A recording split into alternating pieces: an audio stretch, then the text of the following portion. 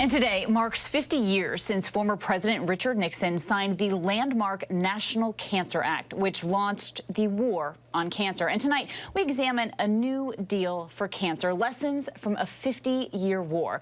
It's a collection of essays from experts taking a look at the medicine and the money involved in this decades-long battle to tackle the elusive disease, while offering new plans to deliver progress and hope for cancer patients. So joining us now is Dr. Ezekiel Emanuel. He is the chair of the Department of Medical Ethics and Health Policy at the University of Pennsylvania and a notable contributor to this book. Dr. Emanuel, thank you so much for joining us tonight. My great pleasure. So let's start with a note here from the publication's introduction, which says the book's goal really is to explore everything beyond the science of cancer. So talk a little bit about why that is so important for Americans to understand. Well, first of all, the 50 years tells you a lot. We really are at a golden age of cancer treatment at the moment. We have immunotherapies, we have CAR T-cell therapy. We really have learned how to cure a number of cancers and prolong the lives of patients with many other cancers that we can't cure. We have a lot of targeted therapies, but it's taken 50 years of work. It took a lot longer than going to the moon. And it just shows you how complicated a problem it is. I think that's very important for people to understand, especially when we look at other problems that we're trying to solve, like Alzheimer's disease. It takes a long time to understand the biology, get the treatments, test them out in people, and show that they really make a material difference of prolonging life or dramatically improving the quality of life.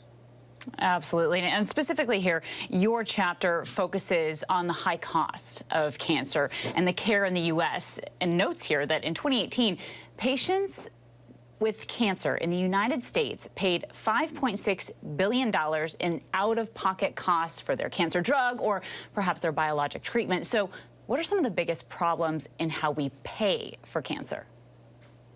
Well, the first thing is that the cost of the drugs for cancer has just skyrocketed. 25 years ago, it was about $1,000 a drug. Now we're well over 120, closer to 150,000 when you take a drug. And so this has just become a hugely outrageous costs. And one of the major problems is we let drug companies set the prices.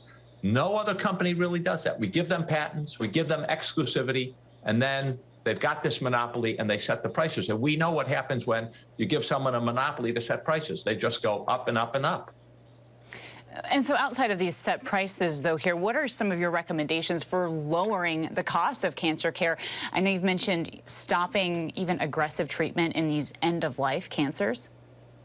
Well, I think that there are probably three important things we can do, maybe four. The first is, obviously, as you mentioned, bring the price of the treatments down, make them more reasonable, certainly make them much more comparable to what is being charged in the rest of the world. The second is we have a lot of unnecessary care that is being given, care that's not proven to improve the quality of life or prolong the life.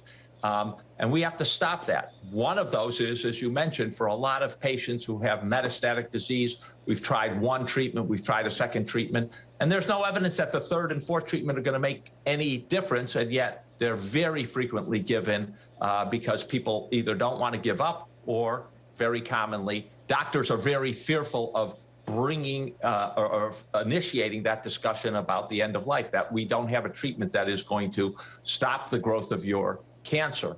So that's a second, get rid of unnecessary services. A third is get rid of inefficiently delivered services. We have a lot of services where we can deliver it a lot more cheaply and more effectively than currently.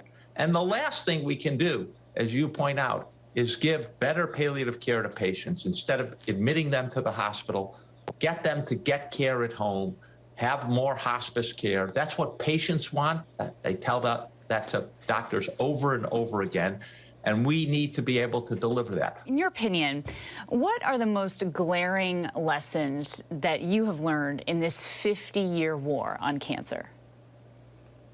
Well, the most important lesson is it takes a long time. The biology is hard. The second important lesson is we need a closer link between the advances we do in the laboratory and clinical trials to decide whether that laboratory advance really makes a difference in terms of, again, improving the overall survival of patients or improving their quality of life. And those clinical trials are hard to do. They take a lot of time. They're very expensive. They're one of the reasons that it takes time between the discoveries and when we get those treatments approved. And I think if we could get more people enrolled in clinical trials faster, that would make a huge difference. That is what we really have to do going forward across all medicine, not just in cancer.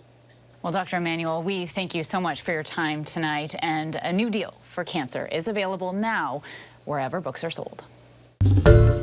Hi, everyone. George Stephanopoulos here. Thanks for checking out the ABC News YouTube channel. If you'd like to get more videos, show highlights, and watch live event coverage, click on the right over here to subscribe to our channel. And don't forget to download the ABC News app for breaking news alerts. Thanks for watching.